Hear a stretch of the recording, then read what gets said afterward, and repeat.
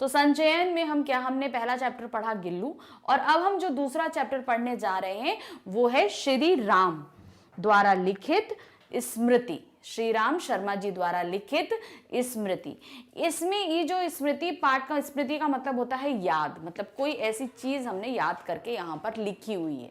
तो यहाँ पर श्री राम शर्मा जी ने जो ये हमारे सामने प्रस्तुत किया है, इसमें इन्होंने हमको ये चीज बताई है कि किस तरीके से उनको बचपन में एक जो है वो अपने भाई से बहुत डरते थे, और किस तरीके से उनके द्वारा भेजे गए पत्र उनसे गुम हो जाते हैं, और कैसे खतरों से खेलकर उस पत्रों को निकालते हैं। उन्होंने ये बात कभी किसी को नहीं बताई, काफी समय बाद जो है वो जाकर अपनी माँ को बताई थी उन्होंने। तो चलिए देखने शुरू करते हैं, उन्होंने कौन सी याद हमारे सामने अपने बचपन की रखी है। तो क्या है, इस पाठ में लेखक ने अपने बचपन के कभी ना भुला पाने वाली एक घटना का वर्णन किया है। ऐसी घटना वाकई अगर हमारे साथ भी घटती तो हम भी डर जाते और सारी उम्र इस बात को याद रखते जो यहाँ पर उन्होंने हमको बताई है। किस तरह से उन्होंने अपने बचपन में सांप से लड़कर चिट्ठियां का बचाव किया, इसका चित्रण किया है। ठंड का मौसम था, शाम के समय लेखक अपने साथियों के साथ खेल कूद रहे थे, यानी खेलकूद में व्यस्त थे। शाम का समय था और वो अपने जो है फ्रेंड्स के साथ खूब अच्छे से खेल रहे थे। तभी पीछे से उन्हें कोई आवाज देता है। तभी एक आदमी ने लेखक को आवाज दी कि तुम्हारे भाई बुला रहे हैं, अर्थात उनके जो बड़े भाई थे वो उनको बुला रहे हैं। अपने छोटे भाई को लेकर घर की ओर चल पड़े। जैसे ही उन्हें पता चला कि भाई बड़े भाई ने बुलाया है तो वो तुरंत उन्होंने अपने छोटे भाई को लिया और चल पड़े, क्योंकि वो अपने बड़े भाई से बहुत ज्यादा डरते थे।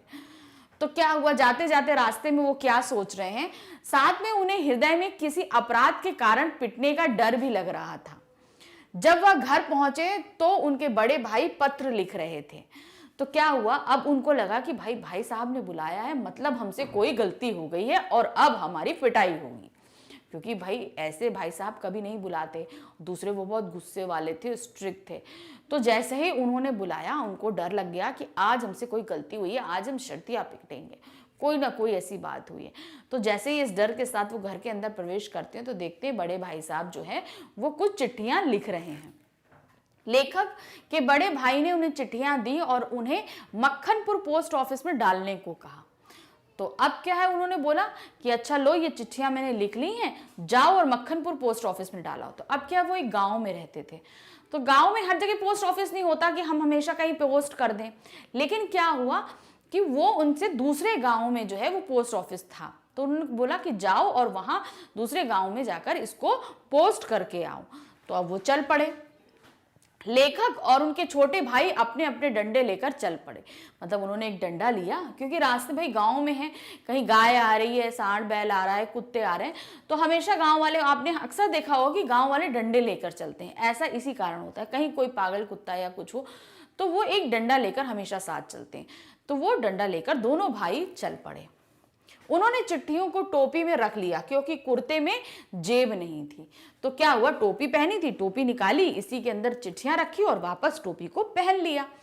और क्यों वो उन्होंने ऐसा क्यों किया कि उन्होंने जो कुर्ता पहना हुआ था उस कुर्ते में जेब नहीं थी, जेब होती तो वो उसमें रख लेते। तो इस तरीके से वो वहां पर चल दिए, तो सारी चिट्ठियां रखकर वे गांव के एक ही सांस में गांव से 4 फरलांग दूर पहुंच गए। मतलब वो लोग जो है ना, इतनी जल्दी गांव से भागे कि जल्दी जाए जल्दी वापस आए। तो कुछ ही देर में 4 फरलांग यानी काफी दूर निकल गए। उस कुएं के पास आ गए जहां एक अति भयंकर काला सांप पड़ा था। तो वो कहां पर आ गए, एक कुएं के पास आ गए। उस कुएं के अंदर एक काला सांप रहता था, बहुत बड़ा भयानक सा एक काला सांप रहता था। कुआं कच्चा था और 24 हाथ गहरा था, उसमें पानी नहीं था। लेखक और उसके सहपाठी स्कूल जाते समय उस कुएं में प्रतिदिन ढेला डालते और सांप की आवाज सुनते। तो क्या हुआ, कुआं कच्चा था। कच्चे और पक्के का कैसे होता है ना, जैसे गड्ढा बहुत गहरा हो और ऊपर से थोड़ा सा क्या होता है ना, सेम करके ईंटों से उसको पक्का कर दिया जाता है। लेकिन ये कुआं पक्का नहीं किया गया था, ये क्या था, कच्चा था। और क्या था, करीबन 24 हाथ गहरा, मतलब 24 फीट या मान लीजिए काफी गहरा कुआं था। तो क्या होता था, उनको अब लेखक को कैसे पता चला कि इस कुएं में सांप है? ऐसा हुआ कि वो स्कूल से अपने सहपाठियों यानी कि अपने जो स्कूल के फ्रेंड्स से जो साथ पढ़ते थे वो उनको हम सहपाठी कहते हैं। तो उनके साथ जो है वहां से आते और डेली उस कुएं में जो है ढेला फेंकते, मतलब इतना बड़ा सा ईंटा फेंकते तो सांप डर जाता और बहुत तेज फुफकारता, क्योंकि कुएं में कोई भी आवाज होगी वो बहुत तेज गूंजती है, मतलब थोड़ी सी आवाज भी बहुत तेज आवाज आएगी। तो क्योंकि वो खाली होता है तो उसमें जैसे ही डालते बहुत तेज आवाज आती, और क्योंकि उसमें पानी भी नहीं था, सूखा पड़ा हुआ था, तो फुफकार की आवाज ऊपर तक आती। तो इस तरीके से लेखक को पता था कि इस कुएं के अंदर सांप है, और वो डेली सताते भी थे। लेखक ने आज भी एक ढेला उठाया और उछाल कर एक हाथ से टोपी उतारते हुए सांप पर ढेला गिरा दिया। उन्होंने क्या किया, ढेला उठाया और उसको मारने लगे। तो ढेला उठाया, साथ में ऐसे करके टोपी भी उठा दी, होता ना मजे के लिए, टोपी ऐसे करके उठाई और ढेला फेंका। अब टोपी उठाने के साथ टोपियों में तो चिट्ठियां रखी हुई थी, तो क्या उन्होंने टोपी भी उठाई और साथ में जो ढेला भी उठाया वो भी फेंका, और साथ में चिट्ठियां भी कुएं के अंदर चली गईं। टोपी के हाथ में लेते तीनों चिट्ठियां कुएं में जा गिरी। जैसे ही टोपी हाथ में ली, तीनों जो उठी और आपकी जो है वो कुएं में जा गिरी। लेखक को लगा मानो जान निकल गई। अब भाई, बड़े भाई से वो ऐसे ही ऑलरेडी डरते थे, ऊपर से जो है उनकी लिखी चिट्ठियां, उन्होंने बोला माखनपुर में डालो जाके, वो चिट्ठियां कहां गिर गई, कुएं में। अब कुआं नॉर्मल हो तो निकाल भी लाए, उसके अंदर तो है सांप। अब उनको खूब डर लगा कि अब हम करें क्या। तो वे दोनों ही कुएं के पाट पर बैठकर बैठकर दहाड़े मारकर रोने लगे। अब बहुत जोर से दोनों ने, कुएं का पाट का मतलब होता है, जो कुआं बना होता है ना वो जमीन से थोड़ा सा ऊंचा होता है, तो उसकी जो ऐसे करके बांट बनी होती है, तो उसी पर बैठ गए और बैठकर खूब जोर जोर से रोने लगे कि क्या करें भाई, चिट्ठियां तो चली गई, और चिट्ठियां चली गई, अब तो पक्का मार पड़ने वाली है। कुछ देर फैसला करते हैं, मतलब आपस में मंत्रणा करते हैं दोनों भाई कि अब क्या किया जाए, कि लेखक अंदर जाकर चिट्ठियां निकालेंगे। अंत में फैसला ये हुआ कि लेखक यानी श्री राम शर्मा जी जो हैं वो नीचे कुएं में उतरेंगे, जिस कुएं में सांप है वहां उतरेंगे और चिट्ठियां लेकर आएंगे। उन लोगों ने धोतियों और रस्सियों में गांठें लगाकर एक बड़ी रस्सी तैयार की। अब धोती पहनी थी भाई, पहले धोती कुर्ता चलता था, उन्होंने भाई अपनी अपनी धोती उतारी, कुछ रस्सियां ली और लेकर एक लंबी रस्सी तैयार कर ली, क्योंकि उसी रस्सी के सहारे इनको कुएं में उतरना था। रस्सी के एक छोर पर डंडा बांधकर कुएं में गिरा दिया, मतलब एक छोर पे डंडा बांधा और नीचे गिरा दिया, और दूसरी छोर को एक एक लकड़ी बांधकर छोटे भाई के हाथ में दे दिया। दूसरे छोर को क्या किया, उन्होंने रस बंधा और भाई को दे दिया पकड़ने के लिए, क्या ताकि भाई जो है वो उसको ताकत से पकड़े रहे, क्योंकि उसी रस्सी से उनको नीचे उतरना था। दूसरी छोर पर एक एक लकड़ी बांधकर छोटे भाई को पकड़ा दिया, दे दिया। नीचे सांप फन फैलाए बैठा था। अब नीचे से सांप किसी को आते देख रहा, वो तो तैयार है, वो तो फन फैलाए बैठा है कि आओ भाई नीचे। फिर लेखक धीरे धीरे नीचे उतरने लगे। सांप के फन की ओर लेखक की आंखें टिकी हुई थी। अब वो सीधे किसको देख रहे थे, सांप को ही देख रहे थे, सांप के फन की तरफ ही बराबर लेखक देख रहे थे, क्योंकि जान का खतरा उस सांप से ही था, और जरा सी हटती तो सांप तो सर से आ जाता। तो उनकी नजरें कहाँ टिकी थी, सांप के ऊपर ही टिकी हुई थी। लेखक धीरे धीरे नीचे उतरने लगे। नीचे डंडा चलाने का स्थान ना था, वह बिना लेखक को अपनी योजना सफल होती लगने लगी। अब क्या हुआ, कुआं तो छोटा होता है, अब उन्हें ये लगा था कि मैं डंडा चलाऊंगा, डंडा लूंगा, डंडे से उसको मारूंगा, चिट्ठी लूंगा और वापस चलाऊंगा। लेकिन अब डंडा चलाने के लिए भी तो जगह चाहिए भाई, जितनी हमें आगे चाहिए उतनी हमें पीछे चाहिए होती है। तो अब जो हम डंडा चलाएंगे, तो उनको लगा इतनी तो जगह ही नहीं है। अब लेखक को लगा कि मेरा प्लान जो है असफल, जो मैंने योजना बनाई है अब ये सफल नहीं हो सकती। अब उनको घबराहट होने लगी कि अब हम क्या करेंगे। दो चिट्ठियां सांप के पास पड़ी थी तथा एक चिट्ठी लेखक के पास पड़ी थी।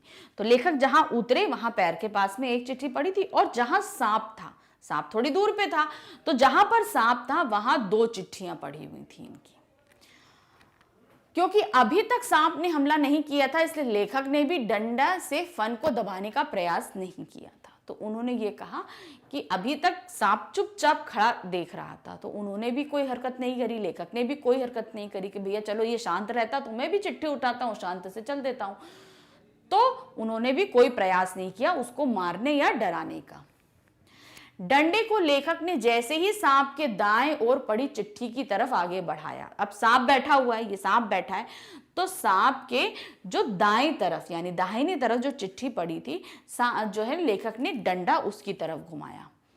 अब क्या होता है कि मैं उस धीरे से चिट्ठी खींचूंगा और मैं उठा लूंगा, तो उन्होंने इसलिए चिट्ठी की तरफ बढ़ाया, लेकिन सांप ने अपना विष छोड़ दिया डंडे पे। अब उसको, सांप को क्या लगा कि ये डंडा सांप को मारने के लिए आ रहा है। उसको ये नहीं लगा भाई चिट्ठी से उसको क्या मतलब, सांप को ना उसने जान के उस चिट्ठी के ऊपर बैठा था, उसे लगा कि ये डंडा जो है उसे मारने के लिए आ रहा है, तो उसने सीधे डंडे पे हमला किया और अपना जितना विष था वो उस डंडे के ऊपर छोड़ दिया। जो डंडे पर लगा, फिर डंडा लेखक के हाथ से छूट गया। अब भाई लेखक भी डर गए, जैसे ही उसने डंडे पर प्रहार किया लेखक डर गए और उनके हाथ से जो है डंडा छूट गया। सांप ने डंडे के ऊपर 3 बार प्रहार किए, मतलब एक बार जल्दी जल्दी 3 बार प्रहार, 1 2 3 फुसफुस करके जो है बहुत तेज प्रहार किए। छोटे भाई को लगा कि लेखक का काम तमाम हो गया। अब ऊपर से छोटा भाई देख रहा था, अब उनको लगा अरे बाप रे, लगता है आज जो है बड़े भाई गए, आज सांप इनको जो है मार ही देगा। तो उसकी चीख निकल गई, वो भी खूब तेजी से चिल्लाए। लेखक ने डंडे को उठाकर फिर लिफाफा उठाना चाहा, मतलब उन्होंने फिर डंडा उठा लिया। डंडा उठाकर फिर उन्होंने लिफाफे को उठाने का प्रयास किया, परंतु सांप ने फिर वार किया। इस बार लेखक के हाथों से डंडा नहीं गिरा, परंतु सांप का पिछला भाग लेखक के हाथों को छू गया। अब उन्होंने क्या किया, फिर से डंडा उठाया और डंडा उठाकर उन्होंने फिर से चिट्ठी उठाने का प्रयास किया। तो फिर से सांप ने प्रहार किया, लेकिन इस बार जो है लेखक के हाथ से डंडा नहीं छूटा। अब उन्होंने जल्दी से उठाने के चक्कर में क्या किया, उन सांप का जो पिछला हिस्सा था, पूंछ जो होती है, वो लेखक के हाथ को छू गई। लेखक ने डंडा पटक दिया। डंडे से खींचने के कारण सांप और लेखक की जगह बदल गई। अब क्या हुआ कि जब उन्होंने उस डंडे से हाथ से छू गया था, तो उसी डंडे से उन्होंने सांप, चिट्ठी के साथ साथ सांप को भी खींच लिया। अब जब सांप इधर खींचा तो अब वो कूद के किधर चले गए, सांप आ गया इनकी जगह पे और वो चले गए सांप की जगह पे। यानी जहां पे जहाँ एक चिट्ठी पड़ी थी वो पहले ही उठा चुके थे, जहां 2 चिट्ठी पड़ी थी, अब खींचने के कारण सांप इधर आ गया और वो उछलकर कहां पहुंच गए थे, जहां पर वो 2 चिट्ठियां पड़ी हुई थी। लेखक ने डंडा पटक दिया और डंडे से खींचने के कारण सांप की जगह बदल गई थी, हमने बताया ना जगह बदल गई। तुरंत ही लिफाफे वापस उठा लिए उन्होंने। अब जो 2 लिफाफे जहां सांप के पास पड़े थे वहां वो पहुंच गए और उन्होंने वो दोनों लिफाफे उठा लिए, धोती वाली रस्सी में बांध दिए, जिन्हें उनके छोटे भाई के पास ने ऊपर खींच लिया। अब जहां धोती थी उन्होंने धोती के सिरे पे उसको जल्दी से बांधे चिट्ठियों को, और छोटे भाई ने वो चिट्ठियां ऊपर खींच ली। लेखक का डंडा सांप के पास गिरा था। लेखक जो डंडा लेकर घर से चले थे ना, वो कहां गिरा था, अब सांप के पास था। उसे निकालने में लेखक को बड़ी कठिनाई हुई। डंडा निकालने के बाद हाथों के बल ऊपर चढ़ना भी कठिन काम था। अब क्या था, जिस रस्सी से वो उतरे थे उस रस्सी पे तो इन्होंने पत्र बांध दिए थे, जो पत्र उन्होंने चिट्ठियां दी थी वो बांध के, अब इनको क्या था, अब डंडा भी लेना था और ऊपर भी चढ़ना था, और सांप के पास ही उनका डंडा गिरा था। बड़ी मुश्किलों से जैसे तैसे करके उन्होंने वो डंडा हासिल किया। अब उन्हें हाथ के बल उस कुएं से ऊपर आना था। अब एक हाथ में डंडा हो और ऊपर चढ़ना पड़े तो कितनी कठिनाई होगी, तो वो भी उन कठिनाई का उनको सामना करना पड़ा। जैसे तैसे वो चढ़ के कुएं के ऊपर आ गए। लेखक 11 वर्ष की उम्र में 36 फुट चढ़े, मतलब करीबन 36 फुट का कुआं था जो वो ऊपर चढ़े, और उस समय उनकी उम्र 11 वर्ष थी। उन लोगों ने वहां विश्राम किया और एक लड़के जिसने लेखक को ऊपर चढ़ते देखा था उसे किसी ना बताने के लिए राजी कर लिया। अब इतना करने के बाद डर भी लग रहा है, इतनी मेहनत भी करी, सब करीब इतना कुआं चढ़ के आए, तो थोड़ी देर बैठ के वहां विश्राम किया। जब वो बाहर आ रहे थे तो उन्हें एक लड़के ने देख लिया था, तो उन्होंने बहुत मुश्किल से राजी किया कि ये बात किसी को नहीं बताना। और ये चीज का प्रॉमिस ले लिया। ये बात खुद लेखक ने भी कभी किसी को नहीं बताई और उस लड़के के से भी मना कर दिया था, छोटे भाई को भी मना कर दिया था कि कभी किसी को नहीं बताना। फिर 10वीं पास करने के बाद लेखक ने ये घटना माँ को सुनाई, तब माँ ने उन्हें अपनी गोद में बैठा लिया। क्या हुआ, जब उन्होंने 10th पास कर लिया उसके बाद उन्होंने ये बात अपनी माँ को बताई। जब बताई तो माँ भी बहुत डर गई। भाई अगर उस समय सांप काट लेता उस कुएं के अंदर तो कोई बड़ा तो वहां था ही नहीं, कोई उनकी मदद ना कर पाता, उस दिन उनकी जान जा सकती थी। तो इस सोच के साथ ही माँ इतना डर गई कि उन्होंने तुरंत अपने बच्चे को गोद में उठाया और सीने से लगा लिया। तो इस तरीके से ये एक छोटी सी याद जो है श्री राम शर्मा जी ने इस पार्ट के थ्रू हमारे सामने रखी कि उन्होंने कितनी मेहनत से ये सारी चीजें हासिल करी। तो यहाँ पर हमने ये पार्ट आपको पूरी तरीके से समझाया कि किस तरीके से उन्होंने मेहनत करी, चिट्ठियाँ बचाई, सब कुछ किया और किसी को नहीं भी बताया। बहुत सारे खतरे भी उन्होंने झेले, यहाँ तक कि जान पर भी वो चीज़ बन सकती थी। तो ये पार्ट आपको अच्छे से समझ में आया होगा। इसके प्रश्न उत्तर भी हम आपको जल्द ही सॉल्व कराएंगे। Thank you, bye bye.